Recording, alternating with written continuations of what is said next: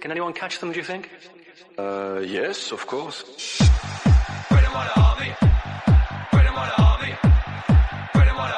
Yeah, unbelievable. We didn't expect that. Hi everyone, welcome to another episode of the Away Gooners podcast. So I'm back. I've lost my luggage and my laptop was in it, and Arun was hosting it. Great job, Arun. Thank you so much for doing that in my absence. Yeah, it was a nightmare. Pleasure. Yeah, it was a nightmare. I lost my luggage during the transit. My laptop was in it, and then I got it back now. So here I am right now today. And we've got a special guest today from the Beyond the 90 LCFC. Am I doing it right, Neel? Yes, perfect. No problem. Yeah, so we have the celebrity among us today. He's a Leicester fan. He's been doing his yeah, I mean, come on, don't make that face. We know that you are a celebrity. Your channel's really good. The world knows you're a celebrity right now. What do you mean? It's really celebrity, not even close, my friend. But thank you for the compliment, but I can't take it as it's... Well, Neel, we expect something in return, and that's why we're giving you all these niceties. You know, we expect All right. to come in and like big up the I'll put you £10 in the PayPal. We take that. We're shameless. Yeah, but go ahead and introduce yourself. You know, tell us more about your channel, your content, and where to reach you and stuff like that. Yeah, so we're from Beyond the 90 LCFC. There's a group of us running it together. There's about 5 of us. So myself heads up the men's side, and then we've got Hannah and James running up the women's side, but also we've got a couple of other guests from international. So we try and reach out. Again, you've had Akash, who comes on our show as well. Great guys, you guys know. Yeah. We've got a few people from all over the world we try and get on, but because we're only a small club, we try and band together. So we've got fans from all over the world. Opinions, reviews, interviews with certain players as well, which we're really looking forward to bringing you them, and have a look on our channel for that. But apart from that, guys, yeah, YouTube, Instagram, Facebook, all that good stuff for Beyond the 90 LCFC. But thanks for having me on. Awesome. It's a pleasure. It's great to have you on. So like I was mentioning to Akash in the preview pod, the thing is that it's great to see fans of a club like Leicester City in India. It shows you like how big the Premier League has gotten, and like how people are able to get more out of the football that they see, and build fan clubs for like even not just the Arsenals or the Uniteds or the Cities, but also for the Leicesters as well. So that's very encouraging. That's very nice. Trust me, that wasn't the case 20 years ago when we started watching football. There were only 2 clubs that people knew. So that's great. No, that's the question that I was about. It's just going to ask. take time for that to. Oh, sorry. Am I a little bit slow? I guess, but. Yeah, sorry. Go ahead, Neel. Okay, no worries. Yeah, I think there's a little bit of lag, but no problem. Essentially, yeah, it's one of the things that's brilliant about social media. You can kind of meet other people through this. And we've been in touch with some unbelievable people from all over the world. From obviously, you expect some things. For example, people that are from Leicester that have moved to, we've got one from Canada and other parts of like not the Commonwealth in terms of like Australia, New Zealand. We meet, and again, that's 12 hours time difference from here. So they're getting up if they're getting up 3 o'clock in the morning to watch a Saturday 3 o'clock. It's unbelievable. But also fans like Akash from India that's staying up to watch. He came on in the pre-season, and some of you guys are just so crazy about football, and I know personally from firsthand, which is great. But at the same time, it's great to see these small little places like. On Twitter, we've managed to follow like LCFC Iraq, LCFC Kurdistan, is LCFC Israel, and all these little fan groups. And Chile have got their own fan group, and it's amazing. Even those little communities, we're going. I just couldn't believe it coming into this because we only see our city from how it is. But again, seeing you guys and your international fan bases, and seeing that normally they're especially within anybody that's wants to support a team wants to support a winning team. And Leicester City have won things of recent, but we've had a Norwich fan on recently, and he goes, yeah, because there's a whole Argentine and Brazilian Norwich supporters, and we just went, that's crazy and mental. So yeah, we just try and include as many people as possible from all different. As long as you support Leicester, cool. Let's try and have you on the show and have and get your thoughts on it, because I just find it fascinating as well, especially with a lockdown, trying to communicate with these people when you couldn't communicate with anybody else. I just thought it was amazing, and reaching out and seeing what people's time zones are in and what time they're watching the match, which still baffles me to this day.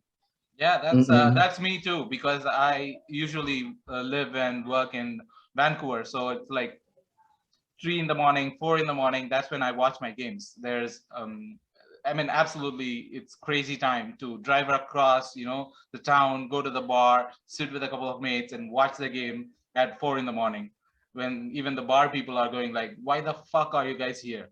Right? Our shift is ending. We need to close the bar. Get out of here. Oh no, we want to watch Arsenal. Yeah, that happens. But Neel, the question is, right, like right now, do you still feel that Leicester is a smaller club than a lot, even after the title win, even after everything else? So the way we look at it, I think, as Leicester fans, we go, we're not a big six club, but now we are a top 6 club. And I think that's the difference between fan bases. You look at the likes of obviously Tottenham at the moment, really struggling, and their fan base you can say that a couple of more times. That'll be great. I'm on the perfect podcast, aren't I? To say that you are, yeah. But you see that, but they've got the fan base and they've got the revenue and the money stream behind them. We haven't, but the way that we're building is in the right way, in the right direction.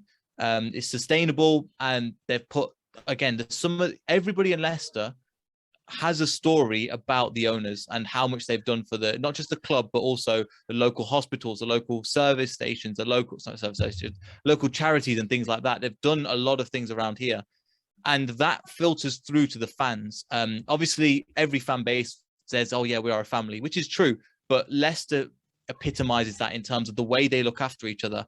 If you watch back, for example, to 2 seasons ago, when Brendan Rodgers was first in business, they were firing out t-shirt cannons into the crowd and tennis balls. If you got a tennis ball, you got a discount on a ticket. If you got a blue tennis ball, you got a free shirt, and if you got like a black tennis ball or something, you got the free season ticket for the year. Oh wow! So they do these things exactly. They didn't have to. But they go out of their way. And there's so many instances. Every single Leicester fan has got their own story. People that don't follow Leicester City, that are from Leicester, know how much they do for the community, which shows you. So, best owners in the league, in my opinion, not just in terms of obviously the money, but in terms of the way they go about their business. We've been a bit of a sustainable model as well. So again, that could take up the entire hour. So I'll cut it there. And that's great, because it gives us a lot of like envy and jealousy as people, as Arsenal fans, having owners like the Kroenkes who are so detached from the club, and we see your owner coming and celebrating with your boys when you guys won the FA Cup. It was, for a moment, I was like, damn, why is this not happening at my club? Why do I not see like my owners coming and doing the same when we do win something? And then I thought about it again, like, do I really want to see Stan Kroenke's face celebrating with my players? No, I'm happy with this, So yeah, that's actually Stan might not even know what FA Cup is. That's the exactly sad reality of it. That's the kind of disconnect that we have. And then we guys see you, like, you're inspired of your owner passing and all that. You have managed to sort of maintain the same connection. If anything, it's only grown stronger, This is what football clubs thrive on. Football, yeah, you talk about money, but without the fans, football is nothing. And for me, that relationship that you guys have is probably, I would agree with you when you say that you guys have the best owners, probably the best relationship with the supporters in the league. I think we have to give you guys that. Yeah, but it's kind of even. Sorry, you go. Yeah, sorry. I was just gonna cut in about like is Newcastle's new owner kind of making things a little bit complicated with you with the whole sustainable model and stuff? Not really, because they're going to do what they're going to do. They've got more money than all of our owners combined, so they're just. Now what it is they're doing for us as a smaller club, and yes, we've got billionaire owners. This is how a top 6 club has always looked. When Abramovich came in, it's this kind of money. When I won't say Kroenke came in, but before with the Man United, with Man City's, this kind of money that they can throw around. Other clubs are complaining, and the smaller clubs are going, like ourselves, because we're still considered like a smaller club, are going, this is kind of business as usual, to be honest. So in terms of, again, we will have to see. They've got the money, but it depends on how you use it. We've seen teams like Everton that have splashed the money in the right ways, but would you say they're the best owners because they've splashed the money? you don't hear them mentioned in the same conversation as us. Why? Yes, they're spending the money in certain places, but it's not necessarily because they're good. That doesn't mean they're good owners. It just means they spend a lot of money, and them two things are very, very different. True. You brought about a very good point in the sense that, the people who are complaining about new rich owners coming in and taking the clubs. Initially when we had the Arsenal and United, those two were the big clubs. And like you said, Roman came in and he changed the way in which things were operating. As more and more clubs, as another City came in and as another Newcastle is coming in, the ones who are complaining more are the Arsenals and Uniteds and then the Chelsea, who are already rich and doing all the things that they're doing, going into that big 6 box. The teams like, the Leicesters or the teams in the top 10 to 20, they don't seem to be complaining as much. Like you said, it seems to be like business as usual for those guys. So the league, the way in which we see it and perceive it is very different from what the other teams are actually perceiving it as teams rather than fans. Exactly. And that's how you have to see it in general in terms of the Newcastle takeover, in terms of it's just going to be a bidding war of who can have the most money, which has worked in the past. But as we've found out, there are ways of breaking that. Mm-hmm. It's going to work in their favor. It's going to work against them initially, but I think overall, it's obviously going to be a net positive for somewhere like Newcastle because it's a city and a town that's really needed that, and that's going to bring a lot of revenue and impact up to that kind of area. And I think they'll do good, but at the same time, there's a certain plasticity that is around, for example, Man City and the kind of fan base. And what we're seeing is that players that used to support a Chelsea have kind of moved over. It'll be interesting to see if they do the same thing to Newcastle and fan base as well, because the reason why Manchester United and Arsenal have such a big fan base is because you've won over a certain amount of years. Now, if you're a young Arsenal fan and if you're young neutral fan, you're going to pick a team that's going to be winning. So why would you not pick Man City? Why would you not pick Newcastle in the next 5 years? It doesn't make any sense to pick an Arsenal apart from if you've got a club you've got somebody related to the club, somebody's born in there, or your parents or family are from there, or grew up supporting them. Yeah, absolutely. But that's also like the other side of it is like that has always been the case. The plastic fans, the glory hunters, whatever you call them, football has always had them. Like, especially in an international circuit, now that it's being televised, it's out there for everyone to consume. And when it's out there, you're gonna have these kind of fans everywhere. It's bound to happen. And there are a lot more clubs, I feel, that are getting more successful, which means that people have a lot more options to choose from. It's not just the success; it's also the glamour, right? Like when you see like someone like your favorite player going to Newcastle, naturally the players' fans are going to start supporting Newcastle. And like you said, like Leicester City, Iraq, Leicester City, Kyrgyzstan. Okay, I'm not even going there. That's Man City. That was you years ago. They took all your best players and then they went over to Man City. Same thing. It's the same thing. So that's what I'm thinking. Like, if I were to ask you this question, like a Chelsea, the Romans project worked because Chelsea was in London. Like it's a big city that's got the pull. City worked probably because there was already another established club in Manchester. There was already the lure of Manchester and the money.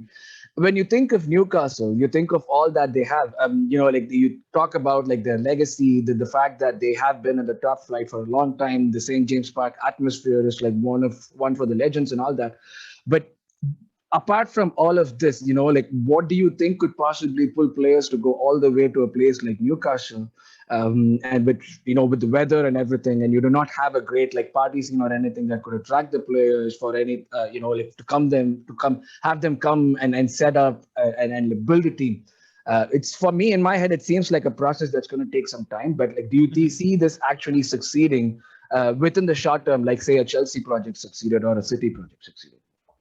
It can do. We'll have to see, obviously, depending on what time's out. But money talks. You see, that's why you're seeing certain people going to China. The weather in China isn't that much better than the weather in India. And a lot of players have gone over to China and have gone and played football, not because when they were growing up, they wanted to play in the Chinese Super Cup or Premier League. Oh yeah, they dream growing up was to play in the Middle Eastern leagues like the Al Sadd. Exactly. Oscar feels offended by that statement, Neel. Oscar, the football. The Chelsea dude. He went to China. Sorry, Neel, you can go on. I'm sorry. We cut you off. Sorry. No, it's all right. I can't remember where I was at, but it's gonna take time for them to get into the project, but it depends on what way they want to do business. It'll be interesting as a case study because let's face it, this is going to be, you've seen it with Man City. They've got lots of case studies on how to win the league. You've seen Man City's way of doing it. You've seen Leicester's way of doing it. Obviously, it was a weird one-off season. We deserved to win it and everything, but it was a weird one-off season that all these players hit form at just the perfect time and the manager hit form and all this stuff. But they've got case studies, and that's how businesses work. Depends on how they want to do, because how they want to improve things. Newcastle's training ground is falling apart pretty much. Their training ground is nowhere near good enough. It's championship standard. It's not Premier League standard at all. These things will have to be fixed before, for example, there's pictures if you watch of, they have like the ice baths. There's players getting into wheelie bins full of ice still because the owners didn't want to invest money. Now, if you're trying to, and now the media's gone crazy with it and linking all these players to Newcastle, which I understand, but they're not going to move there. They go, why would I go to a cheaper facility? No, I want this kind of facility. And the facilities need to be there in order for you to attract the top talent, to attract the top managers. It's not just throwing money at the problem is kind of a football manager's way of seeing it. It's not a long-term strategy in how to build a successful club and a business. So let's talk about the game. I saw your interview in AFTV and I saw your reaction to the game. You are a little bit disappointed, but not gutted by the loss. Is that the right way to put it out there as a way of saying? I mean, if you go down, I think I was disappointed with the narrative now to like basically 24 hours on since the match started, or nearly 24 hours since the match basically ended.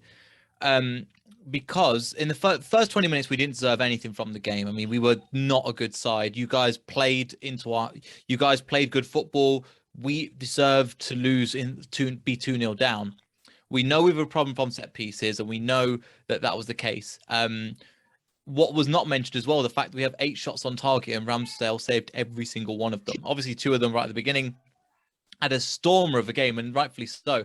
But at the same time, the 2-0, I think was just because your goalkeeper had such a good game. And literally, I think you guys saying probably out of nowhere as well.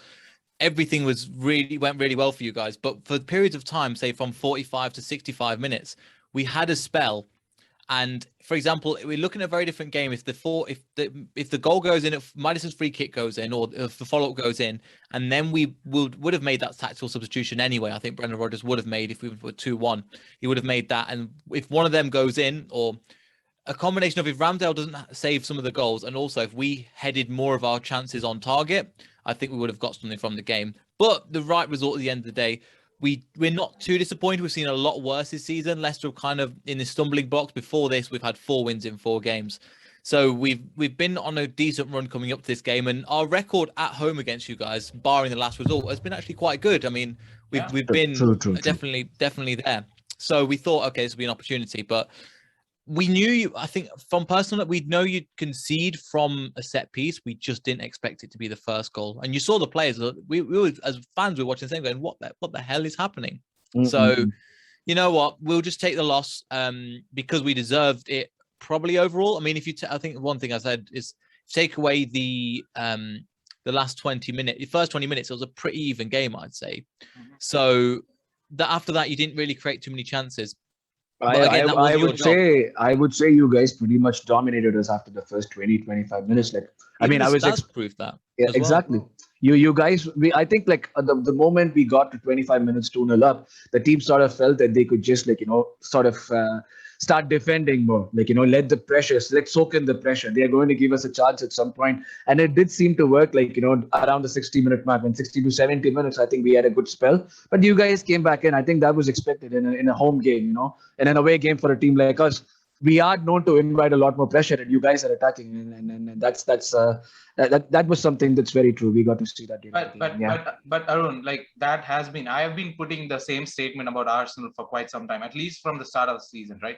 We always play in the 20-minute, 30-minute bubble. We're not someone who is going to play the whole 90 minutes in that way. Arsenal nowadays are having that 20-minute burst, and if we can do well in that 20-minute burst, we win the game. If not, we are not.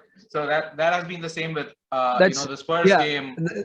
That's where I would also like I'd like something that for both of you guys, because I know that we saw Arsenal did score like within the first 20-25 minutes of dominance. We did score the 2 goals, after which we sort of like stopped. And that's when Leicester started playing. Do you think that if Arsenal had not scored those 2 goals, because we had seen that happen against Crystal Palace, we scored a goal and then we let Crystal Palace come in and they dominated the game. They got 2-1. Had Arsenal not scored a goal in the first 20 minutes or just scored one, would it have given Leicester a bigger, would have been a better gate opening for Leicester to come in, because of the fact that they had scored just 1 goal and have conceded 2 goals, and we've seen that happen before, or not even scoring a goal within the first 20 minutes and just all the promise. We've seen that with Arsenal before as well, after which they go on to play shitty for the next 60 games and lose the game. Given Leicester had the resources that you guys have, I thought it was still an opportunity for Leicester. That's how I thought. But I was like, how did you both feel from an Arsenal and a Leicester perspective? How did you guys feel about that? So we played ourselves back into the game slowly, as you were saying. But the difference is between a top like a Pep side and where you guys are at is that Pep goes for the jugular. 2 is not enough after 20 minutes. He makes, as you guys found out, he goes for 2, he goes for 3, he goes for 4, he goes for 5. He wants to humiliate teams. And even if they are a weak team, he will take it by the jugular and make sure that that Man City is in town. You guys kind of backed off a little bit, which proved to me that some people get carried away with top 4. I think you're a good side. Obviously, without Europe, it helps. But your form, again, even though you haven't won, there's been performances like you were saying against the Crystal Palace game where where you were the poorer side for over the 90 minutes, but you managed to get a draw, which is a sign of a good side. So it's kind of, the more you look into it, you go, okay, we'll see how that happens at the end of the season. But around there, you got to remember as well as you guys are, there's a few other teams that are competing. West Ham are in the league of their own at the moment. Man United obviously going to be up in there, regardless of the whole Ollie situation. He's done this before, I think. They know what they're doing with this. All of us are United, so yeah, exactly. Everyone wants to go in. We all celebrated all 3 goals going in for that good. one. Everybody, apart from Arsenal fans, apart from Man United fans. Apart from that, you've got Everton that are looking okay. You're looking at as Aston Villa, if they can find a replacement for Dean Smith or a decent Dean Smith replacement, their squad is there. And Crystal Palace, who are not, as you guys found out, as we found out, with the two draws as well. There's other teams. Again, there's only a few weak teams, and you're looking at them. If you go to the bottom of the table again, Norwich at the bottom, again they're 21 goal difference, and they've not even played as time of recording. Newcastle are there, Leeds are there, Burnley, and then Watford. But even Watford is starting to pick up form now under Ranieri, which we know very well. Apart from that, you're looking at Southampton, Aston Villa, Crystal Palace, Brentford, Wolves we've not mentioned. The Premier League is tough. So you guys competing for them positions, it's not easy enough. Oh, we're top 6. Yes, but there's a lot of teams with a lot of form and a lot of potential that have the same quality players as you. So it's not just looking at how good can you be, and you've got the pedigree for it, but there's a lot of competitions around that space. You have took that advantage, beating us for definite, but the 38 games, I think we'll see who comes good and who comes bad, because we've been down in form, you've been down in form. Wolves are starting to come into form. They've had a really tough start of the season. So we'll see. Everton had a great start. Now they're kind of stumbling. So it's good because it keeps the Premier League as a neutral really intense and happy. Look at teams like Brighton. We've not even mentioned them taking points yesterday off Liverpool. So the league itself is really quite tough. No, that's true. Especially it's gotten with the TV rights money and everything. Yeah, especially this is too early in the season for anything to happen.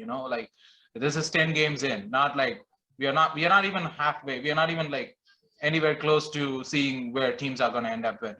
But again, right? For me, with the takeaway from that game, especially, right? Neel mentioned that even before this game, takeaway last season's home game, even before that, they had a good record. You guys had a good record against Arsenal, but those have not been games you have dominated. At least from my memory, I don't know. Maybe I might be wrong, but in my memory, those have been smash and grabs. Vardy would do what Vardy does. No, not quite. Come on, man. No. So if you talk about the 3-0, 3-0, Hamza Chowdhury was fantastic in that midfield. We beat you 3-0. There is not smash and grab. No. We played Yeah. fantastically and we dominated. Bert Leno had a really good game. That game. He was probably your man of the match. Talked about 2 years ago. Yeah. Remember the time before Unai Emery, 2-0. That's the time that we all want to forget. Like the Unai Emery time that we're talking about is the time. Yeah, I don't remember that. I don't really remember that time. So, but because you remember it doesn't mean it doesn't happen. but again, right? Like don't do this to us, Neel. Don't do this to us. No, the question I was. You brought up the previous results, so you're gonna have to lie with this one. No, I was leading it to the question that, right, like Leicester in the last couple of seasons, at least what I feel have been, at least against us, have been that the defense have kind of dropped off from where you guys were. Like you guys had a really fantastic defense before, but even in this game, like especially when you see the first goal, I feel that is a defensive mistake. It's not a brilliant goal to score, but it was not a great defensive display from Leicester for that goal. Do you like? I don't follow as much for Leicester, but do you feel that the defense needs some improvement, or is this something like a one-off situation that I'm seeing? No, it's a problem that we've been dealing with for a while now in terms of our defense. We thought Johnny Evans was the issue, as in like the glue that binds everybody together. There's kind of a magnet. So we've got two main players injured. Obviously, Fana's injured and Justin's injured. However, the way we performed against you guys in the first 20 minutes was not good enough. Rodgers, I think, came out and said they didn't play to the game plan. So it is the players letting the manager down. We know we've got a good defense and we have kept clean sheets throughout, but this was not one of those games. Again, it started to shore up, especially when, for example, Saka was having the James Justin run around so much in the first half. In the second half, if we're playing it honestly, you didn't really have too many opportunities. We moved to a back four and we actually neutralized him with Harvey Barnes and Luke Thomas on that left-hand side. It helped neutralize Saka. So and then eventually Saka was taken off. So it shows you that Brendan Rodgers does know what he was doing, but it was the players and it was partly because the formation was wrong, not because but the four at the back hasn't worked, so don't blame him. However, he changed it at halftime, and it shows you again. With Leicester, we don't give up. In terms of we still came out. You guys don't. Other teams would just go, it's 2-0 now. Let's just shut up shop, play 4-4-2, hit them on the counter and see what happens. No, we're going to go and try and prove ourselves a top team and try and go for the win and try and play into the game. And it did work, but it just, again, Ramsdale was just there. Defensively, I think Ben White didn't have the best of games as well, to be honest. Obviously, there's a lot of hype around him and the 50 million price tag, but I don't think, to be honest, he had that really good of a game. Oh, interesting. I was actually going to ask you about Johnny Evans because you brought him up and I was going like, well, Johnny Evans could have had a red card. I mean, at least from Arsenal perspective, we see that as a red card. And it kind of happened, like the same kind of situation happened in the City game. And what's his name? Diaz, he got a red card for the similar situation. So the situation might have been different. But the question is, right, like the refereeing standard seems to be so different in the league, at least this season. I mean, we know that it has been the same way for quite some time. But with the season break, they were mentioning that they are going to improve VAR. They are going to improve the whole, the refereeing situation. They're going to bring in new measures. And they also assured that they're going to use the video refereeing a lot.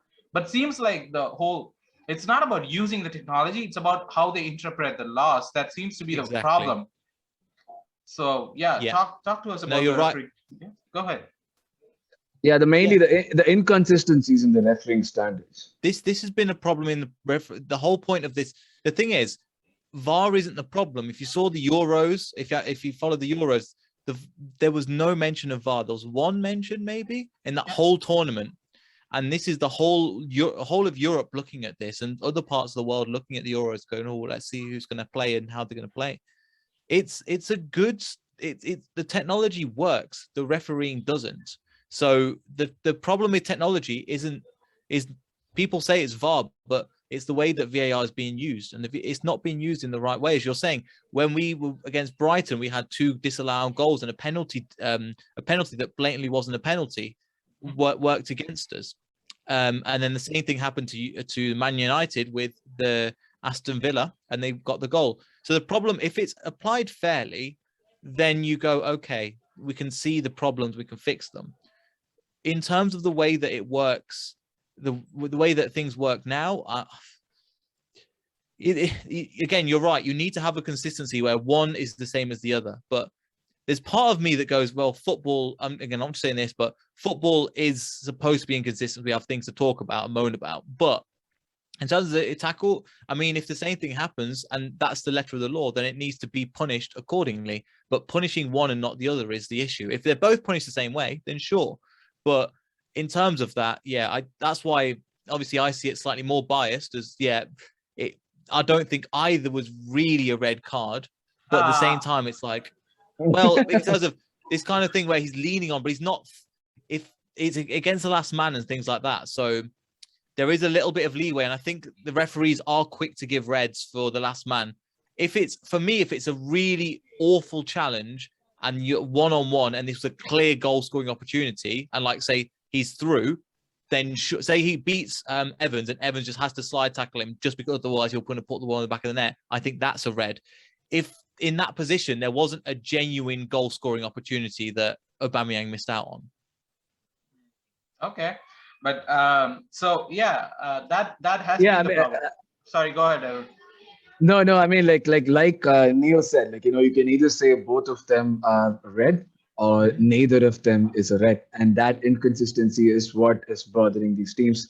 It's not just about these big teams. I mean, like teams like Arsenal or Leicester would always get another opportunity to get the points they dropped at some point in the season. You can always make up because of the quality that you possess. But for other teams that are at the bottom, the wrong half of the table, for them, that one decision is the difference between staying in the Premier League next season and dropping to the Championship. The margins are really, really fine. And we look at it from like the perspective of a club that is in the right end of the table. We have to also like look at it from the other end of the table. So yeah, but sorry, Vijay, you can move on to the next one. Now that we decided that it wasn't a red card, we can move on to the next topic. No, we have not decided that. I don't think so. I thought it was a red card, but again, that's coming from an Arsenal fan perspective. So there it goes. Yeah, exactly. And it's just one of those things where, of course, you see it as a red card, but at the same time, do you see my point of if Aubameyang has beaten for pace? Right, he's facing the other way, the way away from towards his own goal, so it's not like he's going anywhere. If he's past Johnny Evans and Johnny Evans goes for a tackle, misses the ball, then that's a red card. But if he's that way and he's not he was going back that way anyway. So that's where I'm like, okay, to be neutral try and be fair about it, yes, but. I think they are quick to give red cards with things like that, but obviously, if by the letter of the law, I think we've got away with one there.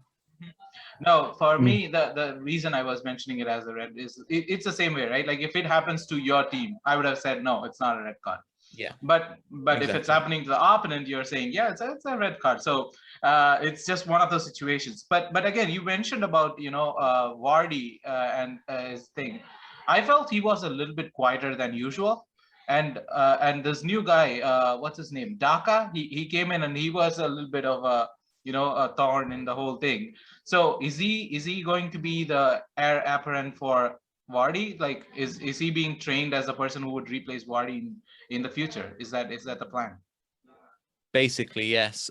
Jamie Vardy. The problem is we don't know how many. Jamie Vardy just keeps going and going. I mean, he started this season absolutely unbelievably in terms of we relied on him to basically dig us out of holes that defensive issues have caused. I think before this game, I think we've scored 50 in the Premier League. We've scored 15 but conceded 15. And now we've obviously conceded 17. So in this position that we're in, we've relied on Jamie Vardy to get us out. The problem is we've got 3 in-form strikers. If you saw from the Iheanacho, even though we're down, Iheanacho picked us up, put that ball in, and great save by Ramsdale to push it past the post. But our attacking intent was there. And our strikers and Maddison's coming into form, it really helps us out. But Jamie Vardy specifically, he doesn't, because he started later in the way he plays, he's not running around after the ball like he used to, like you've seen before, terrorizing everybody. He picks his moments to go. But what I think he's doing is he's training Daka to play that same way. They're very similar players. I think Daka's better in the air as well. But in terms of the way that they're going to play, we've what's nice is we've got 3 strikers that can work together, that can play in any formation alongside each other. Obviously, you're not going to play 3 strikers together, but at the same time, you've got 3 people that you can change in and out. Before, we were relying on Jamie Vardy to bring us through games, especially when after we finish the Premier League. So Daka is the person, and Daka is the answer. We've seen that. We're getting 4 goals against Sparta Moscow. Unbelievable performance by him. And again, I think the quickest hat-trick in Europa League history as well. It might be in Europe in terms of 3 goals in 9 minutes. Unbelievable. But in terms of the way we played, the way Jamie Vardy, because he's pivotal to the way we play, now we're seeing him kind of move into another role, but he's still just as successful. So I think he's still one of the most underrated players that's come out of in terms of the Premier League, in terms of strikers, because he's not playing for a top 6 club, but he's still dragging out results, and he's still leading us to things like finals and FN and trophies. So it just shows you a testament to his character and the way that Leicester City are managing him as well. If you watch, we're not playing him in Europe. We're just saving him for the Premier League. He won't play in midweek. He'll just save up for the Leeds game. So we're just resting him, and as it comes, he will be the one leading the line for sure. Interesting. So if I can just ask a question here, since we were talking about heir apparents, we did see, you're mentioning that Daka's sort of the next going into the Vardy role and being the main goal scorer. If I can, just turn the clock back 5 years back when you guys won the league, one of the most important figures in that team, that squad for me, was Wes Morgan. Morgan is not anywhere near now. He's not a part of the first team setup, but for me, though Morgan is not a world-class defender. I think we all of us know, but he's a fantastic. He combines qualities of his defense with very good leadership abilities. I feel that you guys have not. We've never had a captain since Vieira left, a good captain since Vieira left. We keep complaining about it we've been complaining about the last 15 years. But who do you see as the leader in your team now that Morgan's not there? Has someone been actually, I know the role of the captain in football is sometimes very overrated. You're limited by the kind of things that you can actually do on the pitch. But that figure is very important, and that can be the difference between what you go on to achieve at the end of the season. So who do you think has been sort of the replacement or the one currently being the leader, the head in there, who's been since Morgan's gone? Yeah, so basically before if Wes Morgan didn't play, it was Kasper Schmeichel, and it's still Kasper Schmeichel. But if you look at the spine of our team, there's a leader in every position. Obviously, Schmeichel in goal. Johnny Evans is the leader. As from Man United, he knows what he's doing and how to sort of defense. Yes, the 20 minutes wasn't good enough. However, he's still led us. He's one of the reasons why our defense was so strong last year. In the midfield, you've got Tielemans. He's a proper leader. He's still 24, so he's still young, but he captains us again, some of the balls he was putting in, the way he was leading the line, was leading that midfield and demanding things and demanding better plays from other players. And Jamie Vardy isn't the out-and-out striker leader, but at the same time, if you're coming into the squad and if you don't know about Leicester, he's the guy that you know about. You know about Jamie Vardy. You know what he's capable of. And with that, he leads. So in terms of the way that Leicester works, in terms of who the captain's role goes to, it does go to Schmeichel. But after that, it will go to Johnny Evans. But we've got so many captains in our team that it is strong, and we've got a young foundation that we're building around that. And it's really exciting to see. Interesting that you brought in Schmeichel, because I was going to ask the question about that, right? Because now that the keeper position is kind of reinvented, at least since, now the keepers are someone who could pass. Now the keepers are not just about shot stopping. Like you could see in our team when Leno is not a bad keeper, but we had to replace him with someone who could pass. That's why we bought in Ramsdale. We know that he's been good and all those things, but still, that has been the way that football has been evolving, right? Do you see Schmeichel being able to evolve in that way, or do you see him going the David De Gea rule, where he was not able to change? De Gea is not the Manchester United keeper. He's not able to change to the same way how other keepers were able to adapt to the passing game and stuff. Do you see Schmeichel being able to do that or not? So in terms of, I see the goalkeeper role is changing. However, the main role of a goalkeeper is saving the ball from the back of the net. This is what Kasper Schmeichel does as well as any other keeper in the league.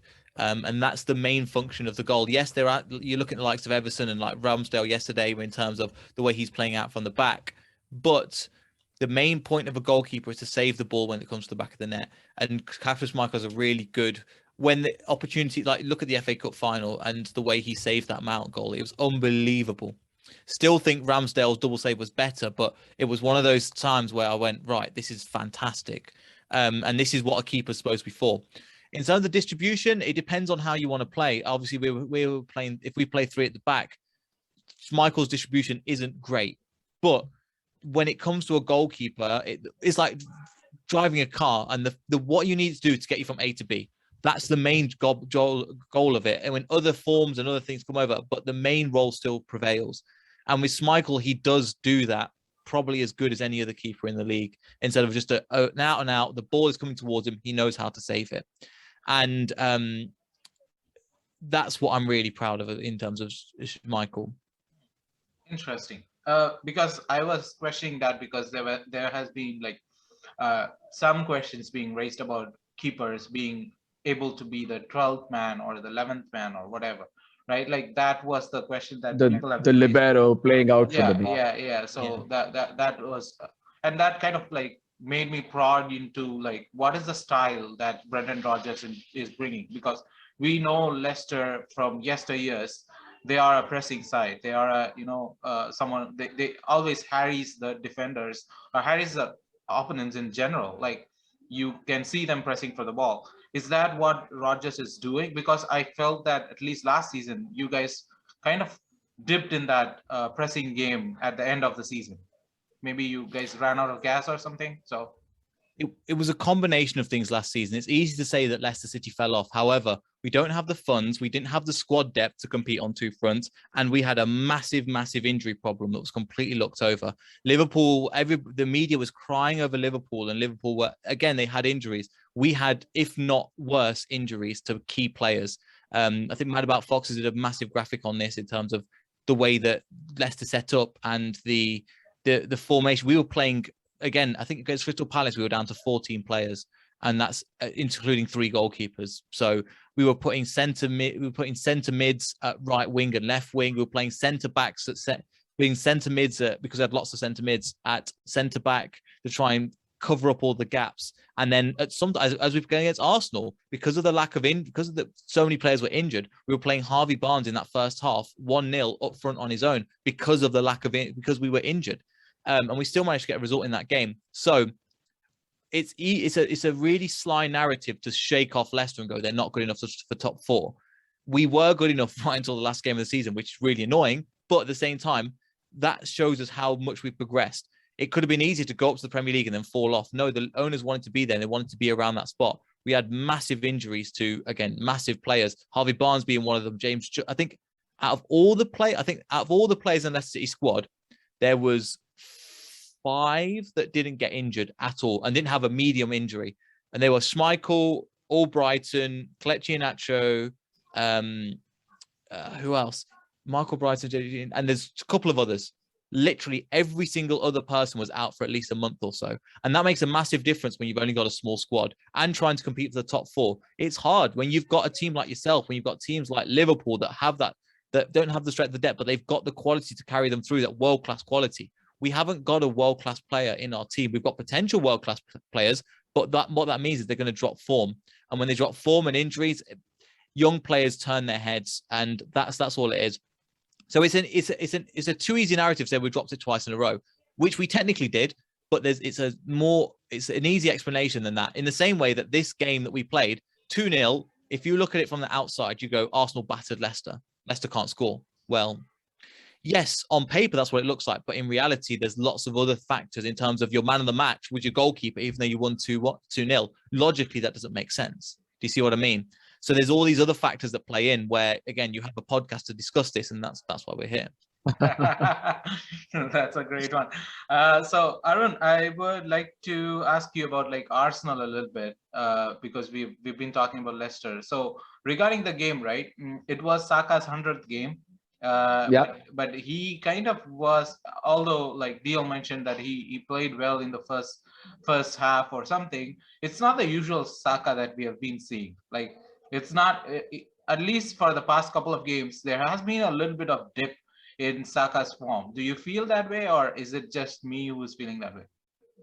I mean, like I can see why, because he set such high standards. He's been performing well. So like if there is a small dip, especially in a team where like he was the one who was a standout player, it kind of shows, right? So you see that obviously the quality is lacking from one end. You're not getting the same output that you would normally get from that side, and it shows on the pitch. But I believe like he's young. He's 20 years old. Like in 20 years, at 3 years in the club, coming from the academy, he's already played 100 games. So he's pretty experienced in that sense.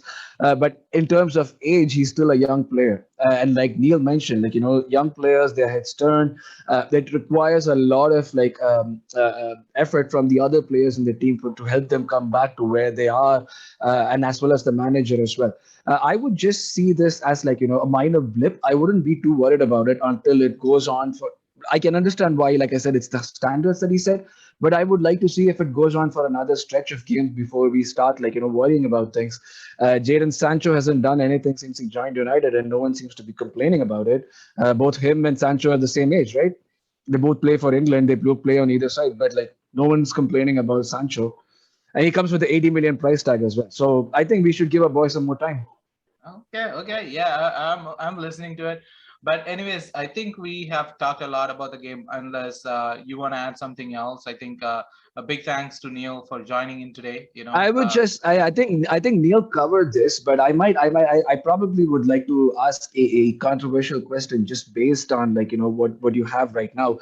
Neel, you've been like big upping your manager, Brendan Rodgers, and you've been like talking about him. I was just looking at the Premier League table now. Yeah, we do have factors like your injuries and all that have happened over these seasons. Once Ranieri won the league in 15-16, after that, you guys' finishes have been like 9, 9, 12 since till Rodgers came and took over. Even in the 2 seasons that he's had with you guys, there was a lot of promise. Like till probably game week 30 or 31, Leicester are always in the top four. Mm-hmm. And then over the last 2 seasons, be it due to injuries, be it due to whatever it might be, like all that you've mentioned, you guys find yourselves in Europe. So that means that you guys are supposed to have had some sort of a squad balance that you would have to be taking in, knowing that you're going into 4 competitions. Unlike us, we don't have to travel anywhere this season. So we know that that's the reason why many fans have the confidence that we could possibly finish in top 4 or top 6 because we're not leaving the country. But you guys, given that you had all those constraints and given how there has been sort of a collapse in the last 8 or 10 games of the season, not just for one season, but a couple of seasons in the running. Given that Rodgers does have a record of having done this before at another club, where he lost the title and there have been slip-ups outside of top 4. I know Rodgers is a quality manager, but do you see him leading you guys to where you want to be over the next few seasons, given all that has happened and his pedigree and all that? Yes, because he's led us to an FA Cup final and we've won the FA Cup final. So we've done more in that. We've actually got trophies under our belt under him. We've got 2 trophies this year. And in terms of the Community Shield, which means a lot to us. So the fact that we've got 2 trophies is massive. If we didn't win the FA Cup, I think we go on to win the go into Champions League. However, if Champions League is still a very tough group, because if you're in pot 4, as you guys know, it's not easy. You go into with some of the big boys in pot 1 and pot 2. So even though it would have been great, there is kind of a look about it about. At least we're in Europe at some senses because there's some really good stuff that's happening in terms of Leicester City, I think. And Rodgers is the man, just like us and our squad. It's young, it's getting there. He's a developing manager. The thing is, you have to look at it either. You can look at it one way and go, yes, he was at the position, he lost it, but Liverpool weren't even expected to challenge that title at the beginning of the season. So you can look at it either way. And in my opinion, both are valid. If you're going to mention that, I think you need to mention the fact that they weren't even there at the beginning of the season. Very good point. So yeah. I think so. It's not as easy as just going, oh, well, Leicester bottled top 4. He's a bottle job manager. Well, if he bottled the FA Cup final, I could agree with you. But now that we've gone and won 2 trophies with him, with this squad, it's changed his legacy because he did leave England as kind of a joke. Now we've come back and he's kind of rebuilt his reputation. Now he's linked with the likes of the Manchester United job. Yes, that was going to be my next thing. Like, I mean, like you brought up an important point, because the general view is that amongst other fans is that, you know, Rodgers is a bottler. But it's important to know what is happening in the club. Exactly, the context is very important, and many times we just like tend to look beyond the context, you know. So another thing, like, since you brought Manchester United up, that was going to be like probably my last question. I know you guys are happy with Rodgers based on all that you're saying. Now you seem to be backing him. You guys are trusting him to get to you to where you want to. But at the same time, we see these situations at United and Tottenham as well. They both are clubs that are having a tough time and are possibly in the lookout for a manager in all of Europe. And there are not a lot of quality managers that would possibly fit their profiles given the constraints. You have Conte's, but the Conte is not going to go to a Tottenham because of the financial constraints that Levy would pose on them. Mm-hmm. Given that makes like Rodgers, you know, like hot property right now. So do you fear that there is a possibility of losing him to a club like United or say even Tottenham that are probably United are playing in the Champions League? That's a bigger lure than like what Leicester could provide him now. Maybe Leicester and Tottenham are the same, given that you guys are better than Tottenham. Tottenham is playing in the Conference League. You guys are playing in the Europa League. So, you know, like given all that, do you see any do you fear that you could possibly lose Rodgers to either of these two clubs? Potentially we could lose Rodgers, yes, but again, a couple of things that's come out. First of all, in terms of the Tottenham job, he came out as soon as we got Europa League, and in the last game of the season, he said, "My future is here at Leicester." He said exactly the same thing when he was linked with the Newcastle job, when he was actually quite frustrated. And third of all, he had an interview on Sky Sports, if you look recently, where he goes and he says, "I would rather what I love as a person is to develop the younger talent. I would take that over 30, 40 trophies." So that was a big quote for me to go, okay, that's a massive thing. Again, he's won trophies with us, but he knows what it's like being at that top level. And you know the reputation that comes with. He's been at Leicester and he knows the fans love him. He knows the owners love him. He knows that we're all going to get behind him. There is very few people shouting Rodgers out, even though we've not had a good season so far. That he knows the pressure from going from Swansea up to Liverpool. And he's sure how he was basically chased out of Liverpool, everybody laughing at him. He's come back a different man. Will he go to the top level? I think yes. Will he do it this season? I don't think so. Maybe if you're looking when his contract expires in 2 years, because you got to remember as well as another thing, Brendan Rodgers will want to bring his backroom staff. He'll want to be Kolo Toure, he'll want to bring Lee Congerton, who's the head of transfers. And Manchester United are not going to go, "No, you're not bringing them. You're coming on your own." We are Manchester again. So it works both ways. And we are Manchester United. You don't get to just tell me what kind of players you bring in because you're not a top manager. You should be lucky to have that. And that's going to be part of it that he's going to have to deal with, because Leicester are in this in-between stage where we are pushing above our weight in terms of where we are. But at the same time, there's a lot of support from the fan base and from the community. And we're only building up. The new training ground, if you look at it, is phenomenal. If you look at the development for the stands and some of the players like Daka and Samori. I know Samori didn't have a good game yesterday, but these players are potentially world class. Yuri Tillemans, he's helped take his game to another level. He loves working with young players, and we've invested so heavily in our academy that you will see a lot more young players come through. Maybe not buying them from abroad, but coming through our academy in the future. That's great. So, yeah. Anyways, so I think we are running out of time. Thank you so much, Neel. I mean, let us know about your channel once more so that the listeners could, listen to you and follow you on all the social media. And then we'll be adding the link in the description as well. When we promote it, we'll add the description so you guys can check out the channels. Thank you. Yeah, so it's Beyond the 90 LCFC. As you can see, it will be on this tiny little thing here. Everywhere on the screen, yeah. Yeah, basically. Beyond the 90 LCFC, again, myself and a few other people just run a Leicester fan channel, try and get international views. Again, Akash, who I had on earlier, who's been on just recently, really enjoy him coming on, as you probably know as well. But yeah, thanks for having me on, guys. Again, Beyond the 90 LCFC, Instagram, Twitter, all that good stuff. Yeah, thanks for having me on once again. It's been a great chat. It was wonderful having you, Neel. Thank you all. Yeah, getting perspectives from a Leicester fan. Yeah, it was wonderful having you. Yeah, thank you all. Yeah, we would meet back again sometime. Maybe the next game when Leicester and Arsenal play together. We'll probably try to get Neel and Akash together. That'll be like a fan war sort of a thing. that would be actually a great idea. All right. Yeah. So thank you very much, Neel. No problem. All the best with your channel as well. Thank you. Bye. Bye.